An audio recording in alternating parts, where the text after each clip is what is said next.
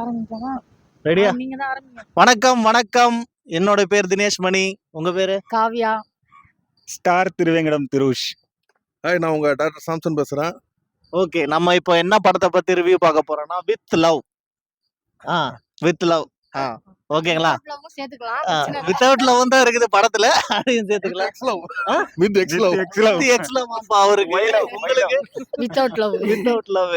Okay, fine fine. படம் இப்பதான் பார்த்து முடிச்சுட்டு வந்தோம். சொல்லுங்க, நீங்க சொல்லுங்க. தாய்க்குளம் ஃபர்ஸ்ட்.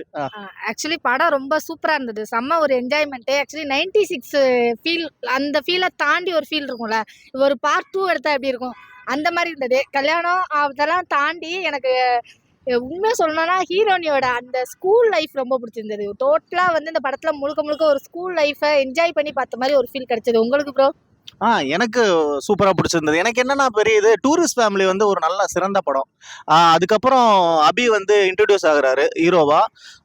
சில பெரிய ஹீரோக்கள்லாம் என்ன பண்ணுவாங்கன்னா அவங்க வந்து தனக்கு இம்பார்ட்டன்ஸ், ஹீரோக்கு இம்பார்ட்டன்ஸா ஒரு கதைகளை வந்து எடுப்பாங்க. ஆனா இதுல என்னன்னா 2 பேர் சைடும், ஹீரோவா இருக்கட்டும் ஹீரோயினா இருக்கட்டும், அந்த மோனிகா கேரக்டர்லாம் வேற லெவல். அந்த ஹீரோயினுக்கு வந்து ஒரு மாஸ் சீன்ஸ் வச்சிருப்பாங்க. அதெல்லாம் வந்து எனக்கு ரொம்ப இன்ட்ரெஸ்டிங்கா பிடிச்சிருந்தது. தியேட்டர்ல வந்து மோனிகா கேரக்டர், அந்த ஆயிஷா இன்னும் 2 கேரக்டர் இருக்கும். அந்த கேரக்டர்லாம் ரொம்ப சூப்பரா ரசிச்சு பசங்க பயங்கரமா பார்த்தாங்க. எனக்கு ரொம்ப ரொம்ப பிடிச்சிருந்தது வித் லவ். உங்களுக்கு சார்? வித் லவ் இந்த படத்தை லவ் பண்ணாதவங்க யாருமே இருக்க மாட்டாங்கன்னு நினைக்கிறேன். தேட்டர் உள்ள எவ்வளோ பேர் போறாங்களோ வெளியே வர அத்தனை பேருமே நல்லா இருக்குன்னு தான் சொல்லுவாங்க. ஏன்னா இப்போ எப்படின்னா ஒரு படம் வந்து படத்தை பத்தி நாங்க பேசக்கூடாது, படத்தை பார்த்தவங்க படத்தை பத்தி பயங்கரமா பேசணும்னு சொல்லுவாங்க. பேச வச்சுட்டாங்க. ஆமா, சிலர்லாம் சொல்றாங்க ரிவ்யூ பண்றவங்க எல்லாம் சமூக விரோதின்னு சொல்லிட்டு. அந்த மாதிரிலாம் கிடையாது. படம் நல்லா இருந்தா உங்களுக்கு வந்து நல்ல ரிவ்யூ வரும், நல்லா இல்லாட்டினா நல்லா இல்லாத நெகட்டிவ் ரிவ்யூ வரும். அதை நீங்க அக்செப்ட் பண்ணி தான் ஆகணும். யாரையும் நீங்க ப்ளேம் பண்ணலாம் முடியாது. உண்மைதானே மேடம்? கண்டிப்பா கண்டிப்பா. சார் நீங்க சொல்லுங்க. இல்லை, இப்போ பொதுவாக போன 4 பேர் பார்க்கும்போது 4 பேருக்கான ஒரு வியூ கொஞ்சம் வேற வேற மாதிரி இருக்கும். ஸோ இவங்க 3 பேர் பார்க்குற வியூக்கும் எனக்கு ஒரு சின்ன ஒரு டிஃப்ரென்ஸ் என்னன்னா, எனக்கு ஆக்சுவலாக ஃபர்ஸ்ட் ஆஃப் வந்து இந்த 90s அந்த ஒரு காலகட்டத்தில் இருக்க ஸ்கூல் லவ் காமிச்சாங்க. எனக்கு அது பெரிய லெவலில் ஒர்க் அவுட் ஆகல. அங்கே பிட்டாக நிறைய ஷார்ட்ஸ், நிறைய சீன்ஸ் வந்து நல்லா இருந்துச்சு. பட் ஓவரால் ஃபர்ஸ்ட் ஆஃப் வந்து எனக்கு அந்தளவுக்கு ஒரு ஆவரேஜாக தான் எனக்கு இருந்துச்சு. பட் செகண்ட் ஆஃப் எனக்கு ரொம்பவே பிடிச்சிருந்து. எஸ்பெஷலி டூரிஸ்ட் ஃபேமிலியில் எப்படி அவர் வந்து கிளைமேக்ஸில் நிறைய அதை வந்து ஒரு சென்டிமெண்டெல்லாம் வந்து சூப்பராக கோர்த்து விட்டாரோ, இந்த படத்தில் செகண்ட் ஆஃப் வந்து செம்மையாக பண்ணியிருந்தாரு. எஸ்பெஷலி ஹீரோயினுக்கும் அவங்க எக்ஸ் லவருக்கு மீட் பண்ண ஒரு சீக்வன்ஸு, ஹீரோக்கும் எக்ஸ் லவருக்கு மீட் பண்ண ஒரு சீக்வன்ஸு, ஹீரோக்கும் அவங்க அப்பாவுக்கு இடையில ஒரு சீக்வன்ஸு, ஹீரோக்கும் ஒரு வாத்தியாருக்கு இடையில ஒரு சீக்வன்ஸ், அந்த மாதிரி நிறைய விஷயங்கள் செகண்ட் ஹாஃபில் ரொம்பவே சூப்பராக பண்ணியிருந்தாரு. அதே மாதிரி ஹீரோ ஹீரோயின் கெமிஸ்ட்ரி பிசிக்ஸ்லாம் சொல்லுவாங்க. அது ரொம்ப சூப்பரா ஒர்க் ஆயிருந்தது. அது என்னன்னா எக்ஸ் லவர் கூடயும் நல்லா ஒர்க் ஆச்சு, இந்த லவர் கூடயும் நல்லா ஒர்க் ஆச்சு. அது வந்து ரொம்ப ஹைலைட்டா இருந்துச்சு. ஏன்னா ஒரு எக்ஸ் லவர் கூட மட்டும்தான் தனியா அந்த லவ் போர்ஷன் நல்லா இருக்கும்னு சொல்லுவாங்க. இதுல 2மே பயங்கரமா இருந்துச்சு. அப்புறம் அந்த ஃபிளேம்ஸ் போட்டு பாக்குற சீன்லாம் வேற லெவல் இருந்துச்சு. இவருனா அவங்களுக்கும் ஃபிளேம்ஸ் போட்டு பார்ப்பாரு, இவங்க பேருக்கும் ஃபிளேம்ஸ் போட்டு பாக்குறது, அதெல்லாம் நல்லா இருந்துச்சு. மற்றபடி வந்து இன்ஸ்டாகிராம் ஐடி வச்சு தப்பான பேருக்கு போட்டு கொடுத்துருவாரு.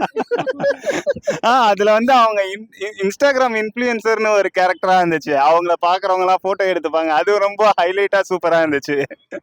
ஆமா, வேற உங்களுக்கு? எனக்கு அந்த இதுல அந்த எஸ்எம்எஸ் பாக்குறதுக்கு அவன் தவிப்பான்ல. ஆக்சுவலி வந்து நீ போன் எடுத்து, நீ எவ்வளவுதான் ஆர்கியூமெண்ட் பண்ணாலும் நீ போன் எடுத்து பார்த்தது தப்புங்கிற ஒரு சில விஷயங்கள். நம்ம ஒரு விஷயத்த சமாளிக்கிறதுக்காக எவ்வளவோ பேசுவாங்க. இல்ல நான் அந்த மாதிரி கிடையாது, நான் ரொம்ப நல்ல பையன் அப்படிங்கிற மாதிரியே காட்டிகிட்டே இருப்பாங்க. அதுல வந்து அந்த ஒரு கேரக்டர் வந்து அந்த 90ஸோட ஒரு சில விஷயங்கள் எல்லாம் இருக்கும். அவங்களோட கமிட் ஆகிட்டா ஃபோன் எடுத்து பார்க்கலாம், என்ன வேணாலும் செய்யலாம் அப்படிங்கிற ஒரு எண்ணம் இருக்கும்ல. அதை வந்து ரொம்ப தெளிவாக பேசியிருப்பாங்க. அதில் வந்து ரைட் எது தப்பு எதுங்கிற டிஃப்ரென்சியேஷனை ரொம்ப நீட்டாக ஒரு லைனில் சொல்லியிருப்பாங்க. அதெல்லாம் எனக்கு ரொம்ப பிடிச்சிருந்துச்சு. எனக்கு உண்மையை சொல்லணும்னா ஹீரோனோட இன்ட்ரோடக்ஷன் தான் ரொம்ப பிடிச்சிருந்தது. காப்பாற்ற வச்சு ரிவீல்லாம் பண்ணாதீங்க. ஹீரோயினுக்கு மாஸ். இதுல வந்து படத்துல வந்து ஹீரோயின் வந்து மாஸா இருப்பாங்க. மோனிகா வந்து பயங்கரமா, அவங்க மலையாளி ஆக்டர் சொன்னாங்க, அவங்கள பயங்கர செலிப்ரேட் பண்ணுவாங்க. ஆயிஷா கேரக்டர்லாம் வந்து பசங்களுக்கெல்லாம் ரொம்ப டச்சிங்கா இருக்கும். ரொம்ப இன்ட்ரெஸ்டிங்கா பண்ணியிருந்தாரு. ரைட்டிங் நல்ல ரைட்டிங். அந்த அந்த ப்ரொடக்ஷன் டீமுக்கு வாழ்த்துக்கள். இது கண்டினியூஸா அவங்க வந்து ஒரு ஹிட் கொடுக்குறாங்க. லவ்வர், குட் நைட்க்கு அப்புறம் இந்த படம் ஒரு ஹிட் லிஸ்ட்ல வருது. ஸோ இந்த ஒரு வேலண்டைன்ஸ் டேக்கு கண்டிப்பா எல்லாரும் வந்து பார்க்கக்கூடிய ஒரு நல்ல ஒரு படமா இருக்கும் வித் லவ். அதே மாதிரி காமெடி இல்ல, செகண்ட் ஹாஃப் எனக்கு நிறையவே கனெக்ட் ஆச்சு. செகண்ட் ஹாஃப் வந்து நிறைய இடையில நிறைய சூப்பரான சீன்ஸ் எல்லாம் கொண்டு வந்துட்டாங்க. நான் அந்த வாத்தியாருக்கான சீக்வன்ஸ், ஸோ அந்த லவரை மீட் பண்ண சீக்வன்ஸ் எல்லாமே வந்து செம்ம ஒரு தியேட்டர்ல பீக் பாயிண்டா இருந்துச்சு. ஸோ அதெல்லாம் பார்க்கும்போது எனக்கு செகண்ட் ஹாஃப் வந்து படத்துல சூப்பரா ஒர்க் அவுட் ஆயிடுச்சு. செகண்ட் ஹாஃப்ல எனக்கு ஒரே ஒரு சின்ன லாக் என்னன்னா, கிளைமேக்ஸ் வந்து இதுதான் கிளைமேக்ஸ்னு ரொம்ப கிளியரா தெரிஞ்சிச்சு. அதுக்கப்புறம் சஸ்பென்ஸ் வைக்கிறேங்கிற பேர்ல கொஞ்சம் ட்ராக் பண்ணதான் எனக்கு ஒரு சின்ன ஒரு மைனஸ் செகண்ட் ஹாஃப் பொறுத்த வரைக்கும். பட் அதெல்லாம் பெருசா மைனஸ்ன்னு சொல்ல மாட்டேன். ஃபர்ஸ்ட் ஹாஃப் தான் எனக்கு வந்து கொஞ்சம் கனெக்டிவிட்டி கொஞ்சம் கம்மியா இருந்துச்சு. கனெக்டிவிட்டி இருந்துச்சு, பட் என்னன்னா அந்த இன்ட்ரெஸ்டிங் ஃபேக்டர் கொஞ்சம் கம்மியா இருந்துச்சு. 2K கிட்ஸுக்கு அதை எப்படி ரசிப்பாங்கிறது எனக்கு ஒரு கேள்வி இருக்கு. அதெல்லாம் ஒத்துக்க முடியாது. ஏன்னா இல்ல அது வந்து ஞாபகம் இருக்கு. அந்த ரீசார்ஜ் பண்றதுக்கு அந்த 10 ரூபா கார்டு, அதுவும் முன்னாடி காலத்துல எல்லாம் நைட்டு 7 மணிக்கு மேல அந்த கார்டை தர மாட்டாங்க.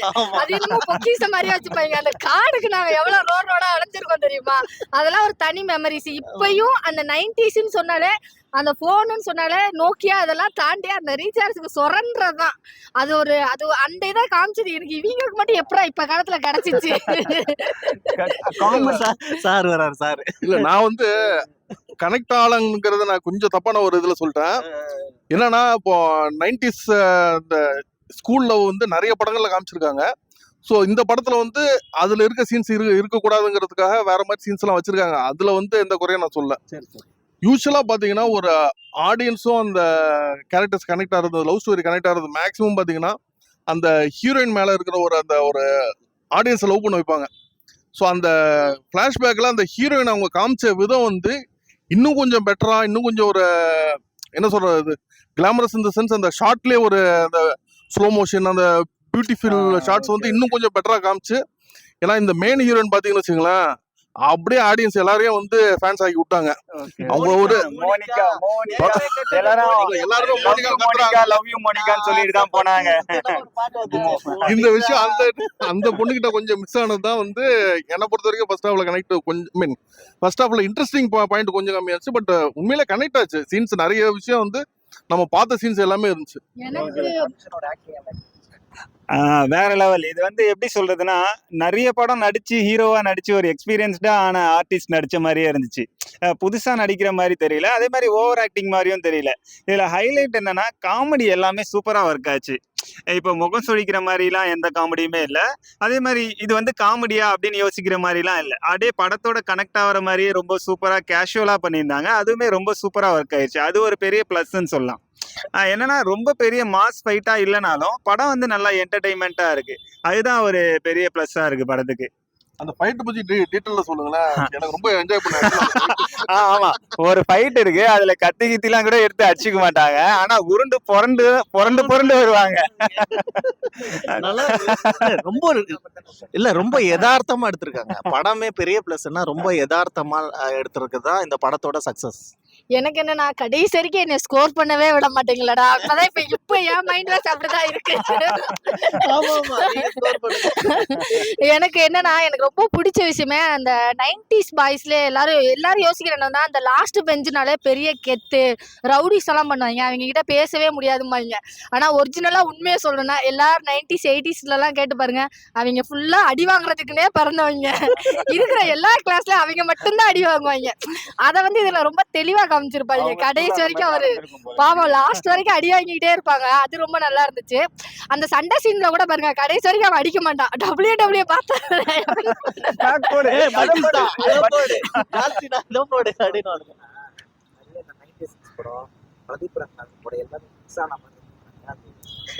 எனக்கு ஒரு விஷயம், பிரதீப்போட சாயலை வந்து அப்படியே ஃபாலோ பண்றாங்க நிறைய பேர் கேக்குறாங்க. எனக்கு அப்படி தெரியவே இல்லை. ஏன்னா பிரதீப்போட ஆக்டிடியூட் எல்லாமே 2K பசங்களோட நெக்ஸ்ட் ஜென்ரேஷன் என்ன ஆக்டிடியூட் காட்டுவாங்களோ அந்த ஆக்டிடியூட் தான் இருக்கும்.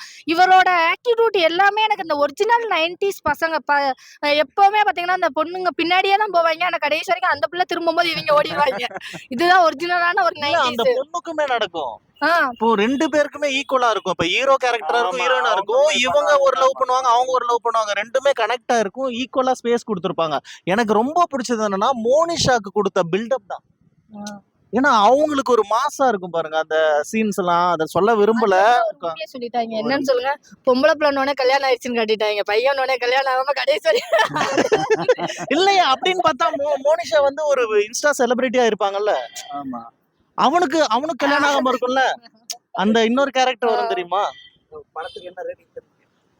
10 out of 10 நான் கொடுக்குறேன்பா வித் லவ். ஆமா அதுக்கு மேல எக்ஸ்ட்ராவா ஒரு 2 3 சேர்த்து 13 14 கூட வச்சுக்கலாம். 200 மார்க்குக்கு 200 கூட வச்சுக்கோங்க. இந்த வேலண்டைன்ஸ் டேக்கு ஒர்த்தான படம். கண்டிப்பா சீரியஸா எனக்குமே ஏன்னா வேலண்டைன்ஸ் டேனா வெறும் அவங்க லவ்வ மட்டும் காட்டாம அப்பாவோட எமோஷனல் காட்டின விதமா இருக்கட்டும், அந்த பொண்ணு அவங்க அப்பா மேல வச்சிருந்த அந்த எமோஷனல், அந்த ஒரு சென்டிமெண்டான சில விஷயங்கள், இவன் அவங்க அம்மாவுக்கு எதிர்பார்த்த விஷயங்கள், இந்த மாதிரி நிறைய லவ் காமிச்சிருந்தாங்க. எனக்கு அதுதான் ரொம்ப பிடிச்சிருந்துச்சு. லவ்னு சொல்லிட்டு ஓவரா நிறைய விஷயங்கள் காட்டாம ஃபேமிலி குழந்தைங்க கொண்டுமே இந்த லவ்வ லைக் பண்ணலாம் அப்படிங்கிற ஒரு ஃபீல் இருக்குல்ல, அந்த ஃபீலை வந்து கொடுத்துருச்சுன்னே சொல்லலாம்.